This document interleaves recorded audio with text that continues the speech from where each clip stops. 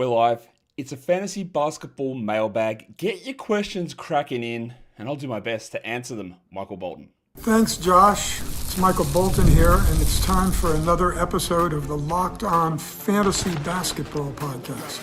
Let's get to it. Let's get to it, indeed. You are Locked On Fantasy, your daily NBA fantasy podcast. Part of the Locked On Podcast Network, your team every day. Hello and welcome to the Locked On Fantasy Basketball Podcast, brought to you by Basketball Monster. My name is Josh Lloyd, and Joe Dumas just traded me for an unprotected first-round pick. I'm also the lead fantasy analyst at basketballmonster.com, and thank you for making Locked On Fantasy Basketball your first listen every day. We are free. We're available on all platforms, and we are part of the number one sports podcast network, and that is the Locked On Podcast Network. Thank you for getting us to number one, and thank you for subscribing over here and pushing me towards 100K. We are getting close, and I enjoy that.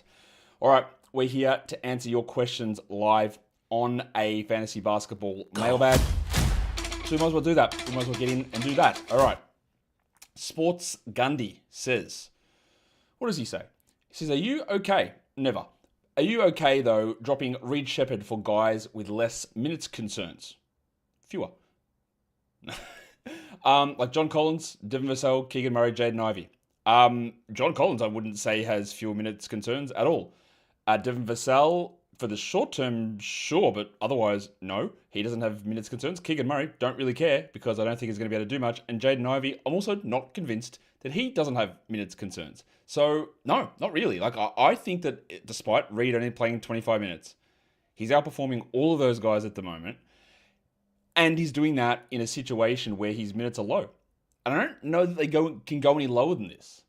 Like, I don't think that those other guys are necessarily as locked in as you might think. Rhubarb Buckets, why does OKC not get any flack for their lack of updates on injuries to Jalen Williams? Here you go. I'll give it to him. Terrible updating. Although, to be fair, I was well aware that he was not going to be available until the start to middle of November before the season started. And I communicated this through the podcast all the time. I said, he will not be there opening night. I'll tell you, it's more likely he's there in the middle of November. And then they gave an update telling us 14 days or whatever, which they have not updated. So they have not given us that 14-day update after the Screws situation. I think he's back next week, but you're right. They should give more updates on it, but I actually don't think it's been that egregious. I would say that the one that for them has almost been as bad as Aaron Wiggins, who's just been questionable out with a groin strain for 2 weeks.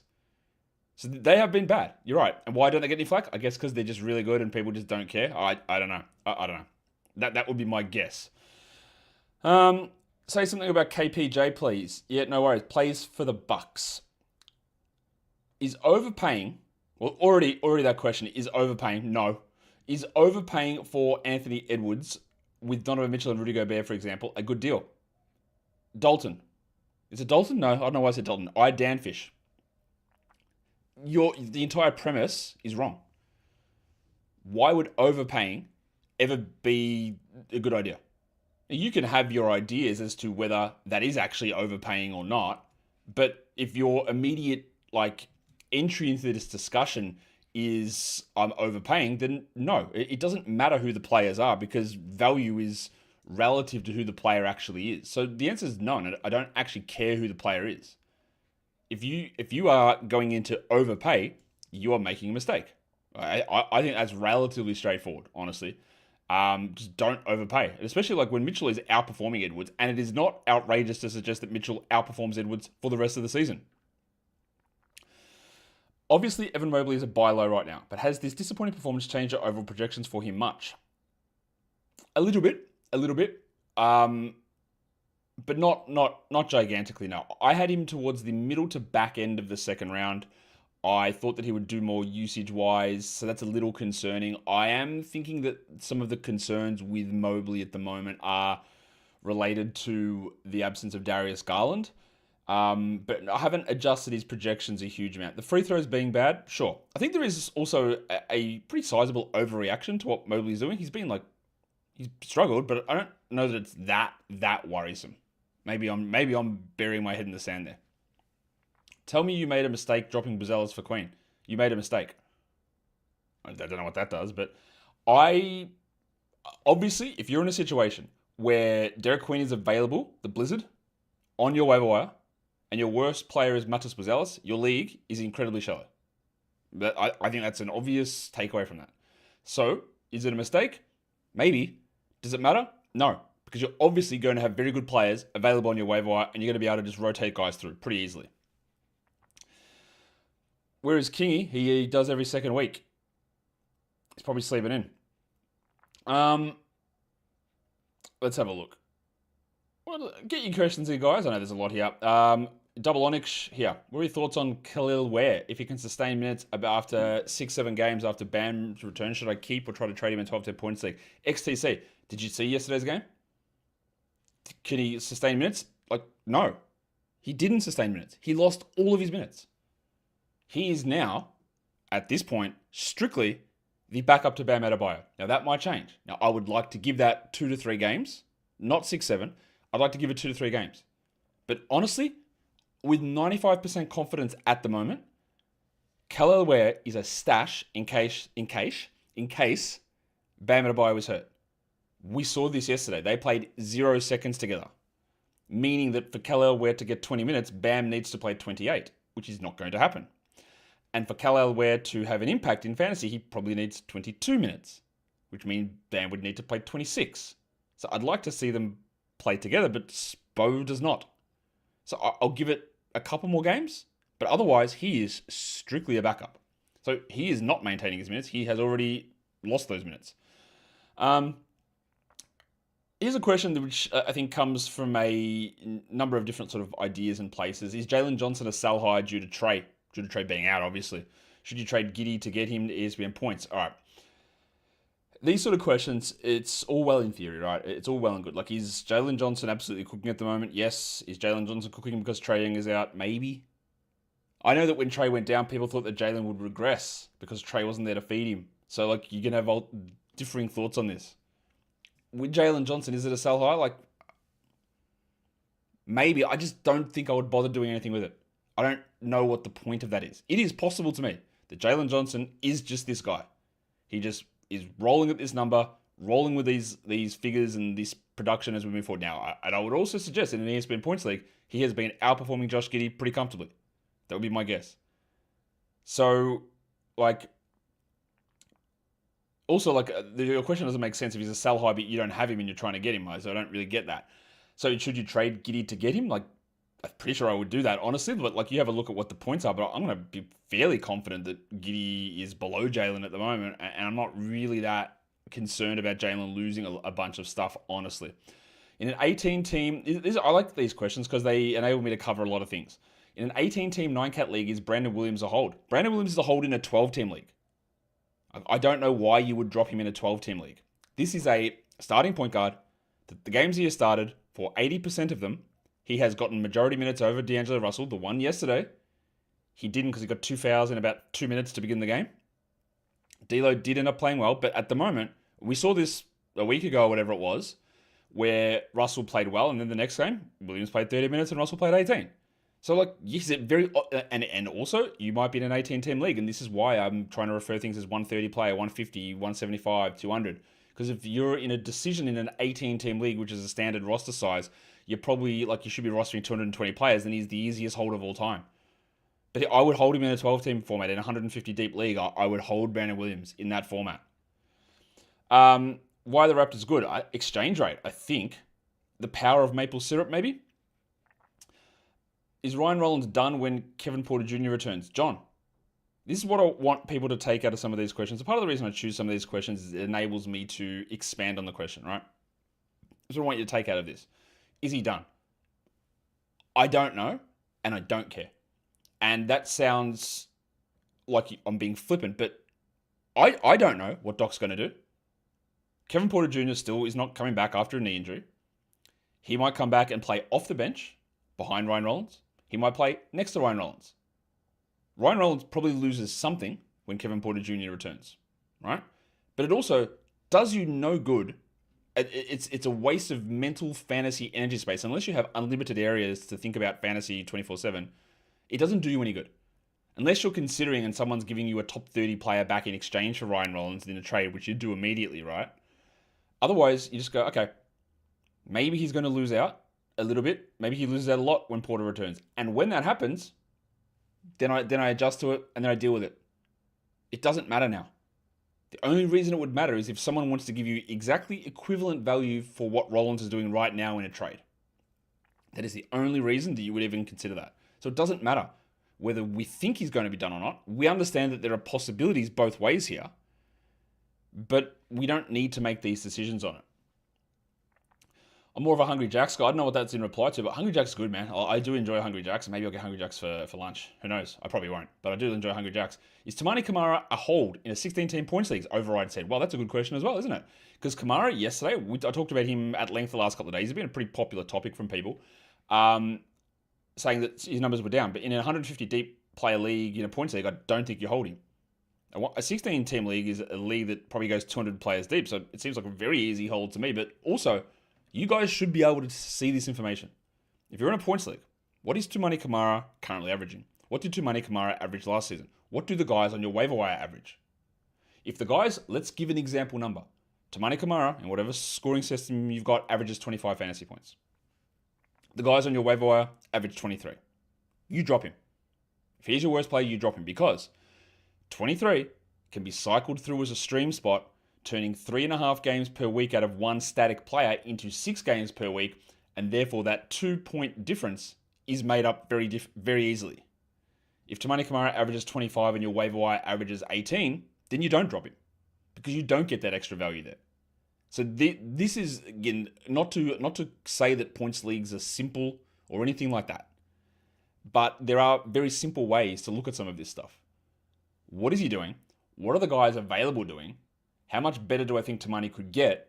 And is that gap sizable enough to make it make sense? I did not do anything new with my eyelashes today. It is just the miracles of water. Get more questions in. We'll come back in a sec. Today's episode. It is brought to you by Quo. Every business owner knows this too well. Missed calls are a problem. When a customer tries to reach you and they can't get through, that is money slipping away. Quo, spelt Quo, is the smarter way to run your business communication so you never miss an opportunity. Quo is the #1 business phone system built for 2025, not 1995. It's simple, it's modern, and it's designed to help you communicate faster, look more professional, and stay connected whenever and wherever you're working. It works right from an app on your phone or on your computer with no extra devices and no need to worry about a clunky landline. And your whole team can share that one number and collaborate on calls and texts like through a shared inbox. Their AI, which is built in, is a game changer. It enables you to answer calls after hours as well and provide leads to customers. Try Quo for free at quo.com/lockedonnba. That is quo.com/lockedonnba. And yes, you can even keep your existing number. Quo. No missed calls, no missed customers. Today's episode is also brought to you by DoorDash. And with the NBA season heating up, DoorDash has given you the perfect way to keep you in your bag all season long. You might be watching the highlights, your favorite fantasy player, you're scouting the next big pickup, or it's just your favorite team. DoorDash makes every game night even better, and it's the official on-demand delivery platform of the NBA. And they're celebrating DoorDash with something called the bag drop. Every time an NBA player scores 50 points in a game, DoorDash drops 50% off your order with Dash Pass the next day, and you're automatically entered for a chance to win the ultimate fan bag. It's a bag with exclusive gear, stuff that you want, player-inspired drip as well. DoorDash is not just for food. You can get it for things like headphones, ice, even socks. I suppose when you need to go out and shoot hoops with the fellas. Or the girls, I don't know, whatever you want. Next time someone goes off 50, use the promo code NBA50. The next day to get 50% off DoorDash with Dash Pass, plus your shot at the bag drop. Dash Pass members only, 50% off, up to $10 the day after a 50-point game with the promo code. Terms apply, no purchase necessary, ends April 13th, open to US residents, 21 or older. Visit DoorDash in your bag for full details. DoorDash in your bag all season long. All right. We are here answering your questions from a fantasy mailbag. So let's get in and look at more questions. All right. Do I have any theories why there seems to be an uptick in soft tissue injuries? I've discussed this. It's been researched, and I'll tell you what it seems like. Right. It's a relatively common thing. The first 6 weeks of the season, soft tissue injuries are always increased. Once you hit Thanksgiving, start of December, Christmas through to up until that time, and then they reduce. And then from December through to the end of January, All-Star break, you see smaller amounts of them. And then injuries towards the end of the season through built-up load and that sort of stuff increase. This is a common pattern. I believe there are two factors in the increase overall in injuries in the NBA. It's the game style. A lot of stop-start in terms of, which is, I hate timeouts and free throws, but it's the stop-start. It's the changing direction, the going from the paint out to the three-point line, the constant movement on every play where you go watch old games from the 80s and 90s. One guy's moving, everyone else is standing around. It's not what's happening now. There's movement every play. There's a lot of quick reaction changing. Everyone's faster. Everyone's a lot of stress on the muscles. But I think part of the reason why the soft tissue injuries spiked to begin the season is that I don't believe that NBA players and NBA teams put in enough conditioning work in their preseason. An NBA preseason involves coming in, media day, 2 days of practices, game start. Where is the fitness-based conditioning? There's none of it. And therefore, you see every hamstring, groin, calf, pop. It happens all the time. It's happened for years. I've railed about this for years. I think if they actually did a proper training camp preseason where they didn't play games, they came in for 6 weeks and it was a lot of conditioning work and learning playbooks and all that sort of stuff, you would see a reduction. I don't know that for sure, but I believe that would be the case. Is Andrew Nembhard a buy low? A couple of ways to look at this, Adriano, is that if you're looking at his current performance, then yes. But if you're looking at what people's perception of what he was going to be, I don't know that they would sell him low, especially because there were people who were taking him in the 70s in drafts, and I was like, I'm not doing that. I had him like at 110 maybe, because I did have real concerns about what his usage would be like and how bad his efficiency would be. And that is sort of what has played out. Now, I didn't have him being as poor as he has been so far, but my expectation of Nembhard was well below what others' were. So is he a buy low? Like, sure. But I still think that what people would accept in a trade to give up Nembhard is going to be more than I would want to pay, because I just didn't view him as a player to take in the 70s. That's not how I viewed him at all. Thoughts on Ivey? Fourth-year player, guard, Pistons. When do I anticipate Wemby and Ja be back? Well, I would just go off the timelines that they gave us. 2 to 3 weeks for a grade 1 calf strain seems about right. So that seems to be, there's no reason for me to think anything different on that at this point. Here's a good question. What are your thoughts on Zion? Is he a sell low? Why would you ever sell low? Why would you ever? What's the point of it? Where is the benefit from you from that? I don't understand that mentality. What should you do? Like, Zion came back, he's played one game. You'll have no trade market because people are going to be like, he's going to get injured again. He played one game. It's Derek Queen's team now. So you're going to give him away when you get nothing back. And there's a chance, 30%, 50%, 20%, that he goes on a top 20 run. Right? That can happen.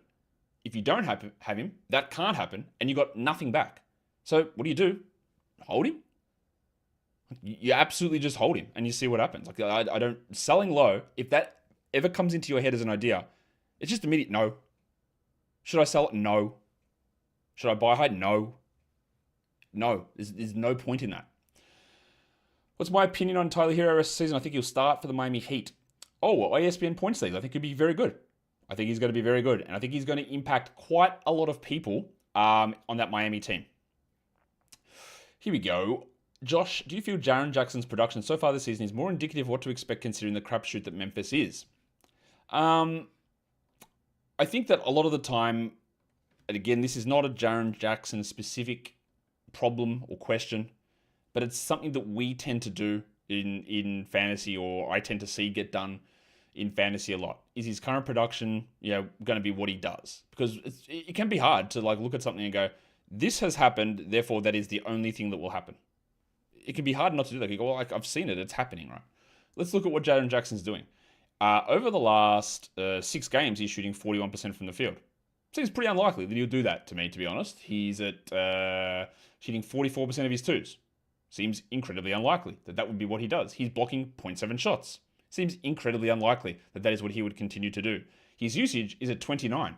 Could that continue? Like, yeah, sure, it could. We don't know what Morant's going to do, and he's the second option on this team. Like, that's possible. 5 rebounds? Realistic. Like, he's not a good rebounder. He's averaging 19 points with 2 threes. So is it possible that he is averaging 22 points?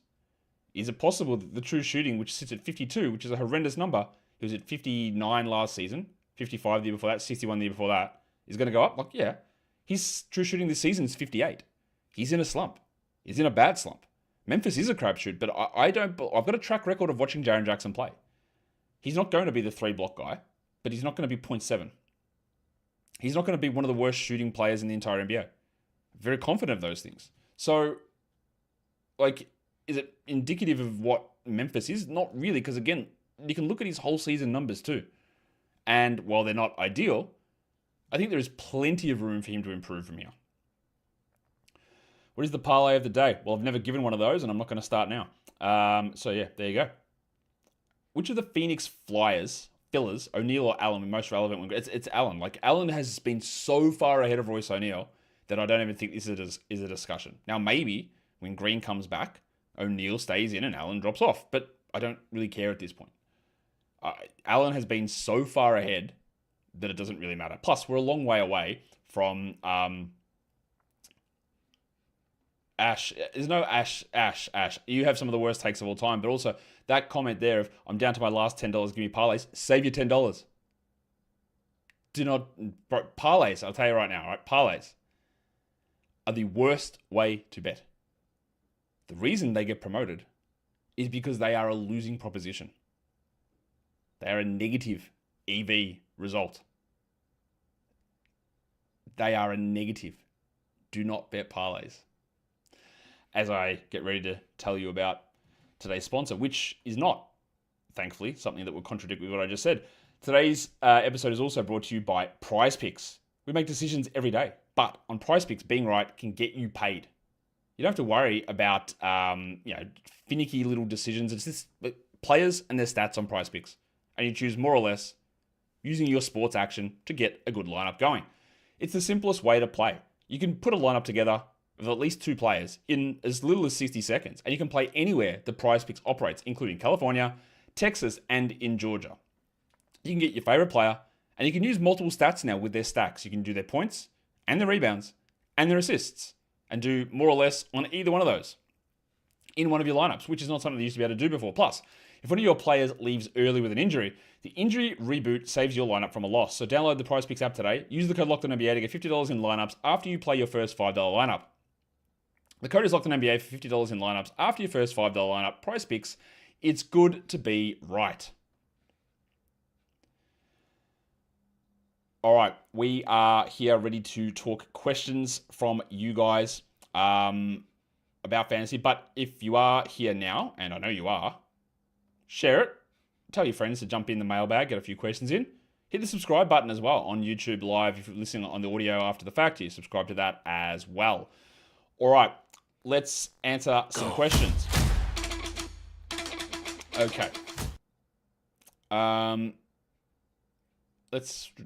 These questions are just flying through here. Is Claxton a sell high in an ESPN points league? Like, sure. Except it's always a really difficult one to pull off after they have a bad game. And Claxton's last game was not very good. So, I think there are plenty of parts of what Claxton is doing this season that are sustainable, honestly. So I'm not sure that he is necessarily. Josh, TJ McConnell or Brandon Williams rest of the season? Got to be Brandon to me. TJ's playing 15 minutes a night. Brandon can play 30 minutes a night. Yes, TJ had an excellent game in the last one, but all that stuff is completely unrealistic. He's not a 100% shooter. He won't have a 42% usage, and he won't have 8 assists in 14 minutes. That won't happen. To me, just give me someone who's a starting point guard, and that is Brandon Williams. All right. Do I have an assistant? No, I just have me. How many games am I projecting Embiid to play for the rest of the season? I'm asking as a Drummond owner with a couple of high potential guys sitting on the waiver wire. Here, I'll tell you again, Sports Gandhi, I'll tell you something right now. It doesn't matter. And I'll tell you why it doesn't matter. It doesn't matter how many games I project Embiid to play because I don't know. I will tell you what I think. I will tell you what I know. I tell you what I think can happen with a high degree of certainty or things that I'm not sure about. And I will say over and over and over and over again, the most variable thing year to year in the NBA is games played. The most impossible thing to predict, it is literally impossible to predict, is injuries. I could tell you I project Embiid to play 20 more games. And that number means nothing. Like nothing. Embiid could play 40 more games. And it also means nothing because I don't know. Nobody knows. You know who else doesn't know? Joel Embiid. Nobody knows. The odds that Embiid has knee problems for the rest of the season are pretty high. And this is one of the ones where, like, at least we know that there is an ongoing problem. Like, I would, and I don't know who your high-profile guys on the waiver wire are, but I would probably try to hold Drummond. But projecting games played is a literal impossible task. So much so that it is, I will tell you, when you're doing drafts and looking at things, using totals is a fool's errand. It's ridiculous because you can't predict games played. You have no way of doing that. Okay. Let's have a look here. Is Embiid a drop? No, absolutely not. No chance. None at all. What are we doing? Any update on Drew Holiday? No, like he's only missed 2 games. So I think we'll be, or maybe 3. No update so far, but I think we're okay. Are they more inclined to play AD because they're trading him or less? This is a good question, Splash, and it goes to the way that narratives can shape our thoughts on things. Because you'll have some people telling you, oh, you got to show that he's healthy. They got to see that he's ready and available to play. Or the others go, no way, they're not going to play him because they don't want to risk him getting hurt before getting traded. So in the end, the answer is whatever. Don't twist yourselves. This game can be hard enough at times, the NBA, but also fantasy basketball, and trying to figure out what's going on. The way that we, or some of us, twist ourselves into trying to invent psychological thought processes. Well, I think this guy will think this, and that will mean this guy will think this. It's wasting your time. Are they more or less like? Don't worry about it. If they play him, they play him. If they don't, they don't. What we look at is Anthony Davis is injured, and they are being very cautious with the calf and his Achilles, which is a real problem. You know that as we talk here, I saw someone leave a comment about me somewhere saying, I can't believe I let Josh Lloyd talk me into having Anthony Davis as a top 15 player. Like, I thought I was very much anti-Anthony Davis heading into this season. I said, do not take him in the first round. People were taking him at 6, 7. And I was like, no, absolutely. I'm not taking Anthony Davis in the first round. Do not do that. So I don't know. I don't know what I could have done to, like, said, don't do this. But that's just me. But yeah, like trying to twist yourself into a, like, oh, what are they going to do here? I don't know. I'm not in their heads. And you can have conflicting evidence with allegedly strong information or strong arguments on both sides of that, where in the end, like, people can create narratives to suit whatever they want. Let me give you a great example. Let me get philosophical here. Get your cigars out. It's 6 a.m. here, so I'm not going to do that. It's not. It's actually 7. Get your cigars out and think about this philosophical thing. There are so many things that sit around as narratives or even just parables or phrases, right, that we talk about in life. And they get spouted out as some huge font of knowledge. I want to give you 2 very common phrases that are used to describe situations to help soothe somebody or whatever it is, right? Oh, it's been really hard. I'm away from my partner, long distance relationship. They're out there working. They're gone for a month, coming back. Oh, absence makes the heart grow fonder. Oh, it's true. It would be so nice when we reconnect, right? Yep, heard that, right? What about this one?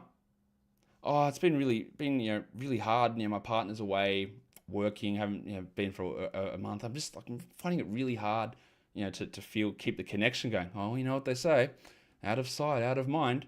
All right, 2 completely diametrically opposed common phrases that get used, and they can just be said in whatever scenario, and we act like they're the God's given truth of a situation, but they're just bullshit words that people use to reinforce something. And the same goes with any of this. Are you trade showcasing? Are you keeping them on ice? It's whatever is happening literally in the moment. And I know that's just getting too deep, but like, we just have to be very cautious about the way that we just buy into stuff. Who is my GOAT? Does it really matter? Jordan or LeBron? Like, this doesn't matter. Do you think the NBA is weaker than the 90s? No. Load management? No. Players have a lot of hours to rest. No. And that is the last time I'll address those stupid, insane narratives. I don't care who the GOAT is. It doesn't really matter. But this, they're weak. That's useless. Do you reckon Brandon Miller have a minutes limit when he's back? Maybe a marginal one, right? Maybe small. It's a shoulder injury, though. I don't think it'll be anything that's too worrisome. I don't think it's a problem. All right, there are a lot of questions coming in here.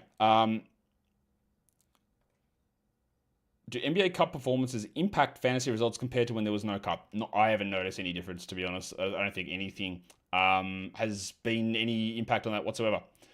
Is it even worth stashing Kyrie with reports of him potentially hesitating to play? Tyler, I never recommended you draft Kyrie. I never recommended you stash Kyrie, and I never would recommend you continue to stash Kyrie. So I not really worried about, because there were reports like Jason Kidd saying, he might be back at Christmas. Kyrie's pushing to come back early. Now there's reports he doesn't want to play. Again, just reports all over the place. There's the general idea of this stuff is holding someone for 4, 5, 6 months, maybe not 6, is just a losing strategy. So no. No, I wouldn't bother holding him.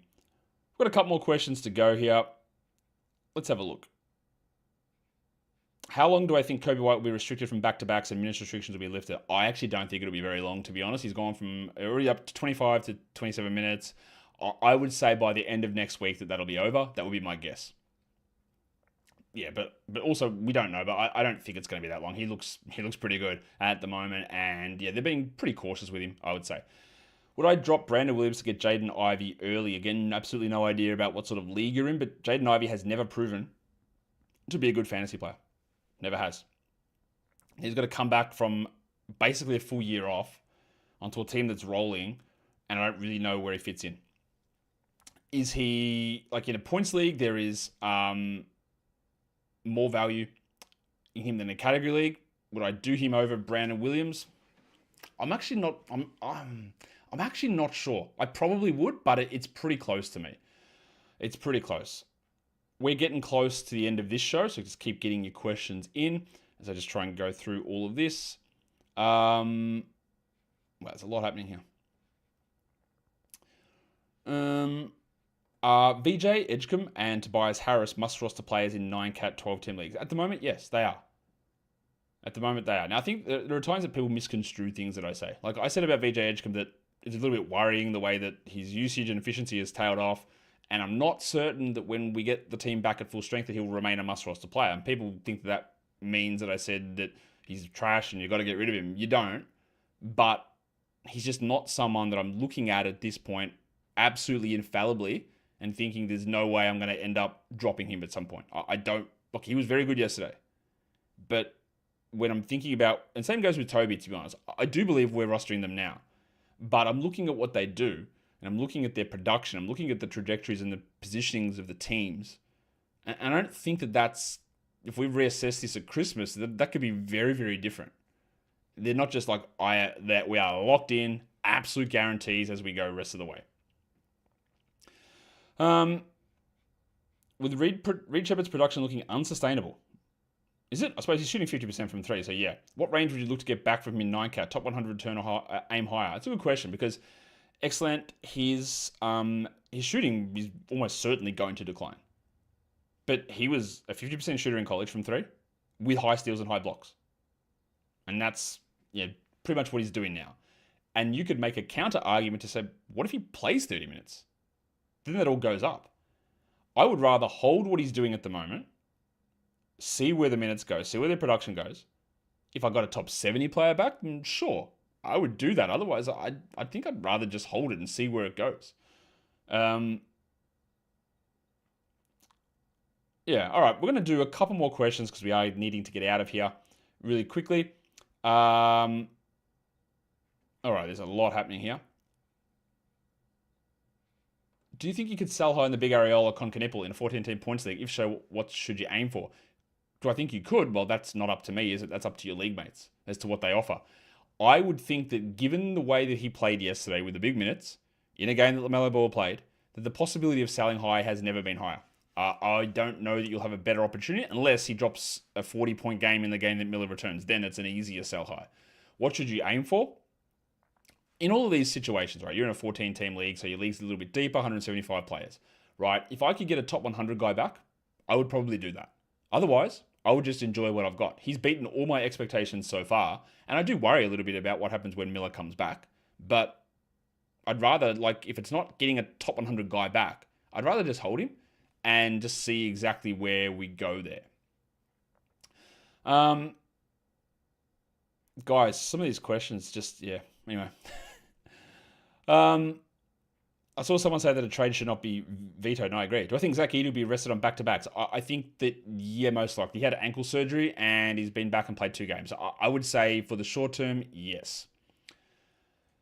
I know that Vic Krejci is not that good for fantasy. Vic Krejci can be good for fantasy, right? He can. But while Zach Ricochet is out, will he keep 30 minutes plus? I would imagine so, yes. So while Ricochet is out, you'll get 30 minutes from Krejci. Krejci can get some steals. He hits threes. He can get assists.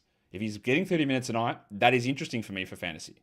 It's when he's getting 20 minutes a night and then shot 80% and people are rushing to grab him. They go, that's chasing. 30 minutes in place of Ricochet is fine. And he wasn't good last time, but it's fine. All right, we'll do one more. So a question about a Honda Odyssey, but yeah, I don't know about cars. What do I know about cars? Anyone know what sort of car I have? I'm not going to tell you, but anyone, just try and guess.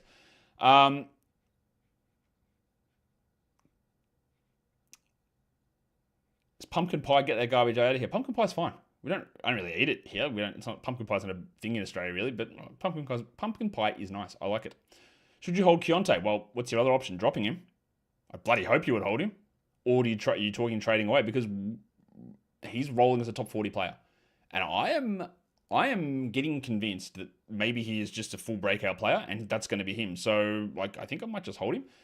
And this is a similar question. Is this just Mikal Bridges now? It also sort of feels like it, doesn't it? His role is very different this season under Mike Brown than Tom Thibodeau. So, it does feel a little bit that way. That this is sort of who Mikal Bridges is. So, another question there on old mate Keyonte. How was Metallica? It was great. Yeah, it was really good. It was packed. It was loud. It was awesome. Okay. We'll do one more. Tacos or burritos? Burritos for me. Although, burritos. I do not have a Honda or a Toyota. For those of you asking. Rolls-Royce. I do not have a Rolls-Royce. Is Jalen Duren a sell high? This will be my last question. I mean, sell high is all well and good in theory, right? That's all well and good in theory. I think it's better just to look at the idea of what is Jalen Duren doing and is there going to be a sustainability or a drop-off? And you would have to think, given that we've never seen this, and I do think the breakout and the improvements for him are real, but he's averaging 25 points a game over his last 5 games. His usage last season was 16. He's at 24. Now, some of that is real, but Ivey is going to bite into this. He's gone from 12-10 to 21-12. How? His free throws are up 11 percentage points. Maybe that holds. His field goals are up, a decent. No, they're actually not even up. They're fine. His blocks are the same. So all that's happened is that his usage is through the roof. That's what's happened to Duren.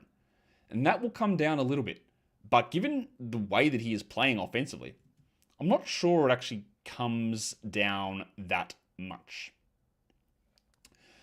I don't have a coupe because you're 6'4". Well, I am 6'4", correct. And I do not have a coupe. I am 6'4". That is true. All right. Joshy screams Subaru. Incorrect. Unlucky. And that is the end of the Mailbag show as we get out of here. So, give me a thumb. You're going to get a nickname show if you get to 100k subs. That would be great if you could do it. I would love for you to do it. I'll be back with a Friday preview show and a Thursday recap later on in the day, guys. We are done here. Thank you so much for listening, everyone. See ya.